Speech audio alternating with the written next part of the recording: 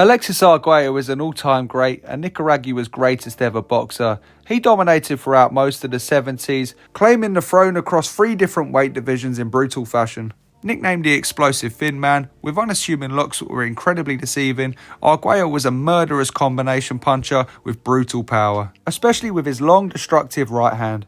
Arguello mastered the basics of boxing. He was an excellent combination puncher and picked his shots extremely well. He was good defensively up close and could work at all ranges. And for a fighter as devastating as he was in the ring, he was such a humble gentleman outside of the ring. Whenever he'd go over to a knocked out opponent, he would make sure they were okay before celebrating. He was a national icon in Nicaragua. He would be one of the few boxers in history to fight across 4 decades and would hold scalps against some of the greatest fighters of his time.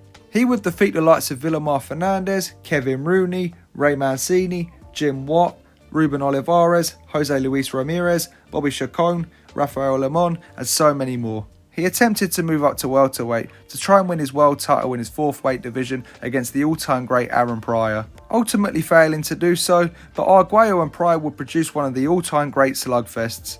He would eventually retire with a record of 77 wins to 8 losses and 27 big knockouts. Tommy Hearns is one of the sport's most formidable punchers, with a sniper-like right hand that concussed many great champions. One of the most exciting fighters in the sport's history, Hearns always came to fight and was involved in some of the greatest fights of all time. A main star in the iconic Four Kings rivalry with the likes of Sugar Ray Leonard, Marvin Hagler and Roberto Duran, Hearns would brutally demolish Duran in 2 rounds, be involved in potentially the most exciting fight of all time against Marvin Hagler, as well as an all-time classic against Sugar Ray Leonard. In the rematch, many thought he was on the wrong side of a controversial draw, which he deserved to win. But his career was legendary outside of the Four Kings rivalry. He would be a 5-division world champion, the sport's first ever 5-division champion, and he would also knock out great champions such as Pepino Cuevas, as well as defeating the genius Wilfred Benitez. Rocky Marciano is the only heavyweight champion in history to retire winning all of his fights. A true American icon of the 1950s, Rocky epitomised hard work, discipline and determination. With a legendary training routine in which he would run at least 5 miles every day of the year, he was one of the most well-conditioned fighters in history, and this really translated into his style. A swarming knockout machine who would throw never-ending power shots with incredible toughness and an iron chin. Despite being the smallest heavyweight champion in history and starting boxing at the late age of 23, he would defeat some all-time greats, all within the span of 7 years. Although his 3-year reign as heavyweight champion was quite short in comparison to other heavyweight legends, Rocky's impact on the sport is colossal. He would defeat the likes of Ezzard Charles twice, Archie Moore and Jersey Joe Walcott twice. He would eventually retire from boxing with a record of 49-0 with 43 knockouts. In his peak, George Foreman was the most terrifying figure to ever step into a boxing ring. A true knockout artist who destroyed world-level opposition consistently. Foreman smashed his way to the heavyweight title, holding a record of 40-0 with 38 knockouts, dropping Joe Frazier 6 times in their fight and demolishing Ken Norton in the 2nd round. After ultimately losing to Muhammad Ali in the most iconic fight of all time, the Rumble in the Jungle, George would bounce back in devastating fashion. His brutal fight with Ron Lyle is amongst the most exciting ever seen in the heavyweight division, and Foreman hit the canvas multiple times, but would ultimately show his heart, toughness to dig through and win by knockout. He would ultimately go on to defeat Joe Frazier by knockout again, before losing to Jimmy Young and retiring at the age of 28. But it would be the success of his comeback against huge odds that would cement him as an all-time legend. A decade later, at the age of 38 years old, George decided to make an unexpected comeback. With a much less threatening physique and a friendlier personality, people didn't take his comeback too seriously until he stepped in with the likes of Tommy Morrison and Evander Holyfield. George proved he was still the real deal in these fights, standing toe-to-toe and taking a lot of punishment against the much younger world-level competition. And at the age of 45 years old, he would achieve the impossible, winning the world heavyweight title against the very good Michael Moore via knockout, becoming the oldest heavyweight champion in boxing history. Lennox Lewis is the last undisputed heavyweight champion of the world. A true all-rounder with excellent IQ, a brilliant jab and lights-out power, Lewis could do it all and he had the resume to match. After winning Olympic gold as an amateur, Lewis would defeat all of the great fighters of a stacked 90s era and claim every heavyweight title. He was able to use his superior boxing IQ and skills to outbox big punchers, but also had a deadly punch that could knock anyone out. He also proved his heart in a slugfest against the great Vitaly Klitschko. Some of the biggest wins on his resume include the likes of Evander Holyfield, Mike Tyson, Tommy Morrison, Ray Mercer, Andrew Golota, Vitali Klitschko, David Tua, Frank Bruno, Hasim Rahman, Donovan Ruddock, Shannon Briggs, and so many more. He would eventually retire with a record of 41 wins to 2 losses and 1 draw with 32 knockouts, and would defeat everyone he ever faced. Carlos Monzón is widely recognised as the greatest middleweight champion of all time, alongside the likes of Marvin Hagler and Harry Greb. Monzón would lose 3 of his first 19 professional fights, but he would never taste defeat again in the rest of his career, going unbeaten over 13 years and 100 professional fights. And what makes this epic 81 fight unbeaten streak even more impressive is the level of opposition he was facing. During his 7-year reign as middleweight champion, Monzón would beat legendary fighters such as Nino Benvenuti, Jose Napoles, Emil Griffith, Rodrigo Valdez, Benny Briscoe and Denny Moyer. He was as vicious as any fighter before him or after, and he would always go for the knockout. He had an excellent jab, brilliant distance control, and a right hand that could knock anybody out. He was tall, athletic, and had a very underrated defence. All of these things combined made him a nightmare to fight. He would retire after successfully defending his middleweight title for the 14th time, with a record of 87 wins, 3 losses, 9 draws, and 59 massive knockouts. Julio César Chavez is Mexico's greatest ever fighter in my opinion. Chavez was a front-footed fighting machine who would relentlessly stalk every opponent he stepped into the ring with. Chavez would compile one of the most legendary unbeaten streaks in boxing history, going unbeaten in his first 90 fights with a record of 89-0 with 1 draw and 77 huge knockouts. What makes that unbeaten streak more impressive is the fact that Chavez was involved in 27 world title fights within that time. To this day, he still holds the record of being involved in the most world title fights in boxing history, stepping into a world title bout 37 times. He would win multiple world titles across 3 different weight divisions, from super featherweight to light welterweight. And to say he was a Mexican icon would be an understatement. 120,000 Mexicans came to watch him defeat Greg Horgan. Stylistically, Chavez had it all. He would never take a backward step, he had an iron chin and was incredibly tough. He was an excellent combination puncher who could work effortlessly to both body and head with knockout efficiency. He was extremely difficult to hit up close due to his elite level defense inside, and had never-ending stamina. He would be on you until the final bell or until you couldn't take it anymore. Chavez defeated Hector Camacho, Roger Mayweather, Jose Luis Ramirez, Rocky Lockridge, Juan Laporte, Meldrick Taylor, Frankie Randall, Greg Horgan, amongst many others. He would also step in with legendary fighters such as Oscar De La Hoya and Kostya Tszyu. He would retire with a record of 107 wins to 6 defeats and 2 draws with 86 knockouts. Archie Moore is the longest reigning light heavyweight champion in boxing history. A true legend of the sport, Moore had so many outstanding feats. Firstly, he had 132 big knockouts, the most from any world champion in the sport's history. Secondly was his longevity. Moore stepped in with so many great fighters. He's the only fighter in history to box both Muhammad Ali and Rocky Marciano. During his legendary decade-long reign as light heavyweight champion, which amazingly spanned between the ages of 35 to 45 years old, he would beat Hall of Famers such as Joey Maxim, Bobo Olsen and Yvonne Durrell, as well as having 5 fights against the legendary Ezzard Charles. Moore was a pure slickster with crafty defence and excellent ability to counter-punch his opponents and devastating power. With impeccable footwork, crafty defence and slick skills, he was one of the most complete fighters in history. Across a professional career of 220 fights, he would score a staggering 186 victories. Roy Jones Jr. in his peak is one of the most well-rounded fighters in history and one of the most technically gifted fighters to ever step in the ring. Not only could Roy do everything in the ring, but he could do it effortlessly and absolutely demolish world-level opponents. And he used this to full effect, mocking his opponents, knocking them down with his hands behind his back, winding up punches and being gone when they throw their own shots back. A testament to Roy in his prime is that he's one of the greatest offensive fighters of all time, but probably also one of the greatest defensive fighters too. His fluid style effortlessly mixed the two and was one of the most unique and exciting styles I've ever seen. And to add to this, he was extremely powerful and had some of the fastest hands that have ever been seen in the ring. He would only suffer 1 defeat in his first 50 fights, and that was a disqualification for hitting an opponent whilst they were down. And within those first 50 fights, 24 of them would be world title fights. Jones would win world titles in that streak from middleweight all the way up to heavyweight, beating the likes of Bernard Hopkins, James Toney, Mike McCallum, Antonio Tarver, Vinny Paz and John Ruiz. He would only start taking losses after moving down from heavyweight and losing all the muscle he put on to get up to that weight division. He's widely regarded by many as the greatest fighter of the 1990s pound for pound in what was a stacked era. He would retire with a record of 66 wins to 9 losses with 47 knockouts, but in his prime he was virtually untouchable. Ezzard Charles is widely regarded as the greatest light heavyweight in history, despite the fact that he never actually won the light heavyweight title. However, he would defeat the light heavyweight champion Joey Maxim 4 times and the legendary longest reigning light heavyweight champion Archie Moore 3 times. Charles would compete from middleweight to heavyweight, defeating multiple Hall of Famers and racking up one of the most impressive resumes in boxing history.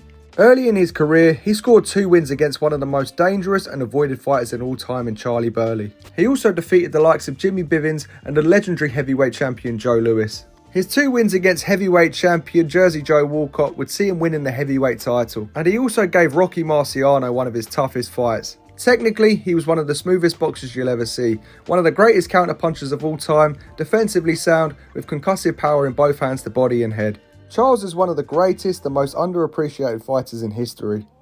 In my opinion, Marvellous Marvin Hagler is the greatest middleweight world champion of all time. Hagler was one of the toughest boxers the sport's ever seen. With one of the strongest mindsets and most disciplined training routines in the sport's history, Hagler was truly one of the most formidable opponents you could ever step into the ring against. He would never give you an inch and was blessed with one of the hardest chins of all time, but was also willing to walk through a hailstorm of punishment against some of the sport's biggest ever punchers. It seemed inevitable that at some point in the fight he would wear you down, but Hagler wouldn't slow down. Instead, he would gain momentum and continue to chip away until he knocked you out. But in my opinion, Marvin doesn't get enough credit for his excellent boxing skills, footwork and defensive abilities. And he was also a crafty switch hitter, which made him so much more difficult to fight, as he was able to shift stances mid-combination and create new openings for his deadly punches. Not has he only been involved in some of the sport's most exciting fights of all time against the likes of Tommy Hearns and John Mugabe, but he was also involved in some of the most highly anticipated super fights we've ever seen against the likes of Sugar Ray Leonard and Roberto Duran. A true superstar who preferred to do his talking in the ring, Hagler had one of the greatest resumes in the sport's history and never ducked anybody.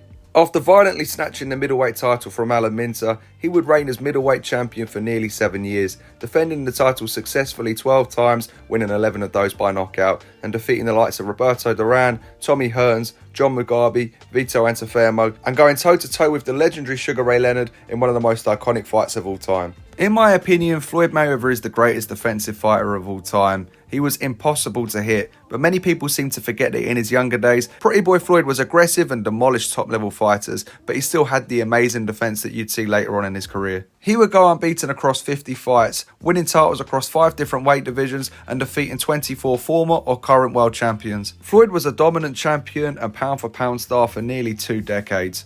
And after defeating Oscar De La Hoya, he would become the pay-per-view star of boxing, making more money than any fighter that's ever lived before. Floyd's resume is a who's who of the top fighters of his time. He defeated the likes of Manny Pacquiao, Oscar De La Hoya, Miguel Cotto, Juan Manuel Marquez, Ricky Hatton, Canelo Alvarez, Zab Judah, Arturo Gatti, Shane Mosley, Jose Luis Castillo, Andre Berto and Diego Corrales, amongst other title holders. One of the most underrated aspects of Floyd's arsenal was his toughness, and that's mainly because you didn't need to see it because he was so good at not getting hit. But whenever he did get hit, he was able to take it, and his adaptability was second to none. It's a real testament to how great he is that whenever he had a close fight, people would jump on it. He had 2 close fights against the likes of Maidana and Castillo. However, he convincingly beat both in the rematch. Watching Floyd Mayweather dismantle world-level opponents, making them look like novices, is like watching poetry in motion. His shoulder roll, which is a difficult skill to pull off consistently, was one of the most effective tools used in boxing history.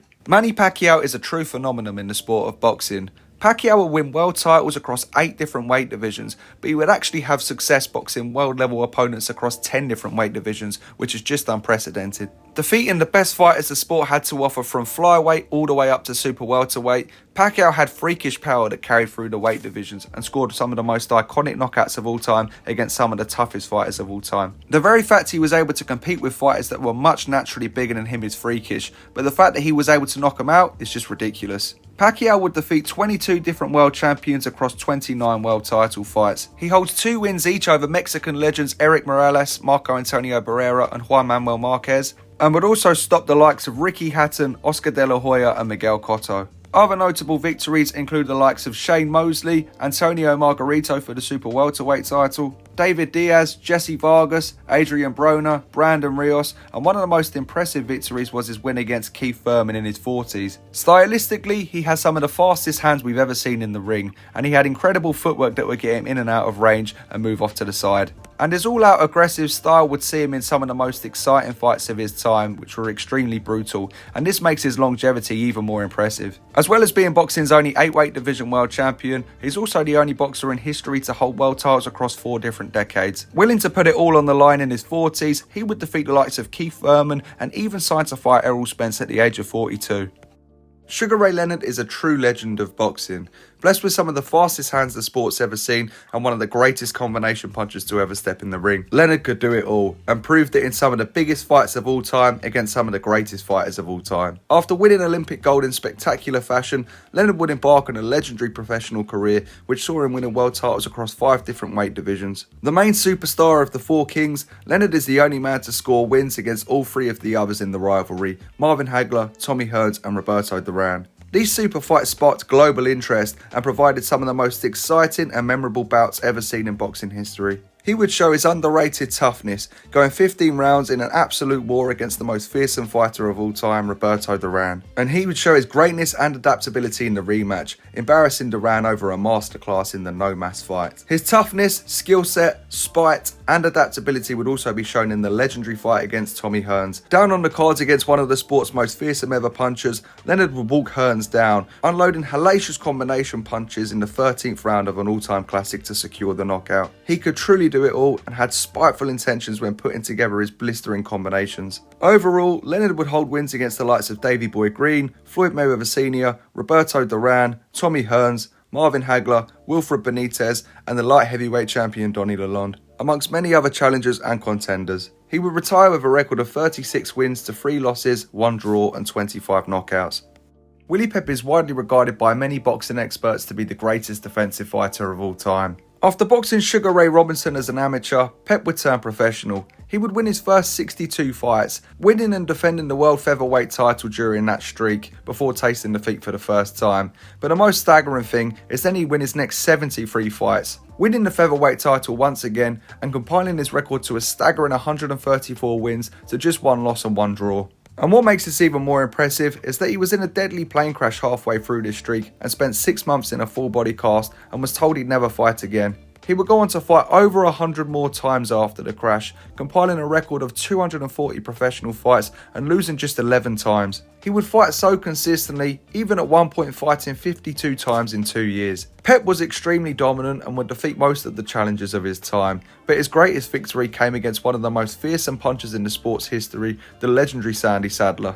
But Pep was majorly known for his beautiful and unique style that was decades ahead of its time. Virtually impossible to hit, he had one of the best ring IQs ever seen. Blessed with some of the most elusive and smoothest footwork in boxing history, Pep would always break his rhythm, making him one of the most unpredictable fighters in history. There's even a famous story that in his prime, he won a round without even throwing a punch, just from humiliating his opponent defensively. He retired with a record of 229 wins to 11 losses, 1 draw and 65 knockouts. And due to his defensive genius, was sharp of mind later on in his life. Roberto Duran is a pure fighting machine and one of the few boxers in history to box across 5 different decades. Many people don't pay enough credit to the incredible decade Duran had in the 70s, cementing himself as the greatest lightweight in boxing history. This was Duran at his most ferocious, and some experts even claim that he was the greatest fighter of the 70s. He dominated everybody in brutal fashion and racked his record up to 71 wins to 1 loss before moving up to face a prime Sugar Ray Leonard.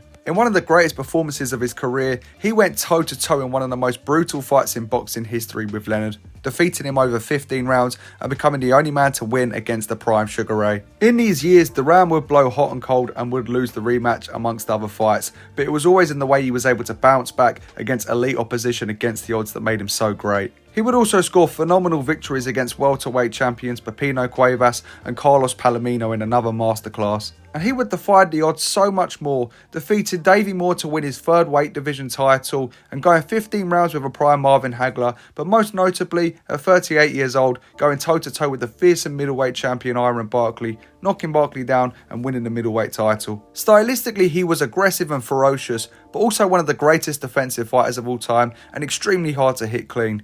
Across a career spanning 5 decades, he defeated Sugar Ray Leonard, Iron Barkley, Davey Moore, Carlos Palomino, Esteban de Jesus, Pepino Cuevas, Ken Buchanan, as well as being a major player in the Four Kings rivalry. Joe Louis is the most dominant heavyweight world champion in history, the longest reigning heavyweight champion too, with the most consecutive title defences during his reign. Louis is a legend. During a time in which racial tensions were extremely high, Louis was the first African American athlete to receive nationwide acclaim.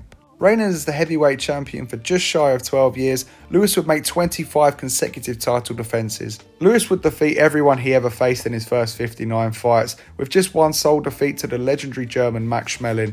Louis would avenge that defeat in one of the biggest fights of all time on the eve of World War II via a first round knockout. During his dominant reign, he would defeat the likes of Primo Carnera, Max Baer, Max Schmeling, Jack Sharkey, Billy Conn, Jersey Joe Walcott, amongst dozens of others. Louis was one of the hardest punchers of all time and in many people's eyes reviewed as the best finisher in boxing history. Louis could throw every shot in the book with textbook perfection and had some of the greatest balance you'll ever see, which is one of the reasons he carried so much power and his shots were so accurate. The illustrious Ring magazine have Joe Louis as the greatest puncher in boxing history, which is a testament to his knockout prowess. He would initially retire in his prime with a record of 58-1, but due to financial issues with the IRS, he had to make a comeback. He would eventually retire with a record of 66-3 with 52 big knockouts.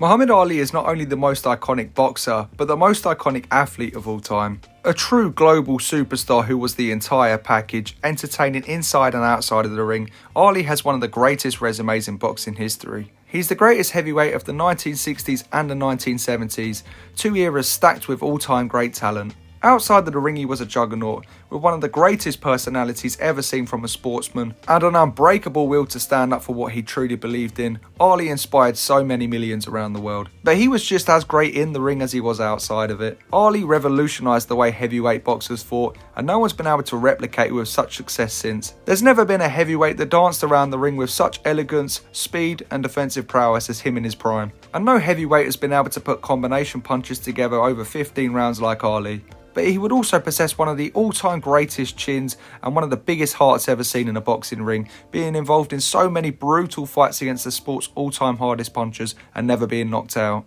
In his career, he would defeat Floyd Patterson twice, Joe Frazier twice, Ken Norton twice, Henry Cooper twice, Sonny Liston twice, Joe Bugner twice, as well as scoring victories against George Foreman, Ernie Shavers, Jimmy Ellis, Jerry Quarry, Ron Lyle, Jimmy Young, Leon Spinks, and so many others. His fights with Frazier and Foreman are the most famous in the sport's history, and he was banned for 3 years of his prime, meaning we may not have even seen the best of Muhammad Ali. He retired with a record of 55-5 with 37 KO. Henry Armstrong was the ultimate front-footed fighting machine. With over 100 knockouts in his career, Armstrong would hold the featherweight titles, welterweight titles, and lightweight titles simultaneously. Now, although in modern day terms being a freeweight world champion might not seem that impressive, in Armstrong's day there were only 8 weight divisions. He would also defeat the middleweight world champion Seferino Garcia and get robbed when fighting for the title, so realistically he should have been a 4-weight world champion. Now in today's standards that would make Armstrong a 7-weight world champion, but what's more impressive is that he was defending all of these belts at the same time, moving up and down through the weights. That would be like Manny Pacquiao defending his super flyweight title one fight and then moving up to welterweight to defend his welterweight title the next fight.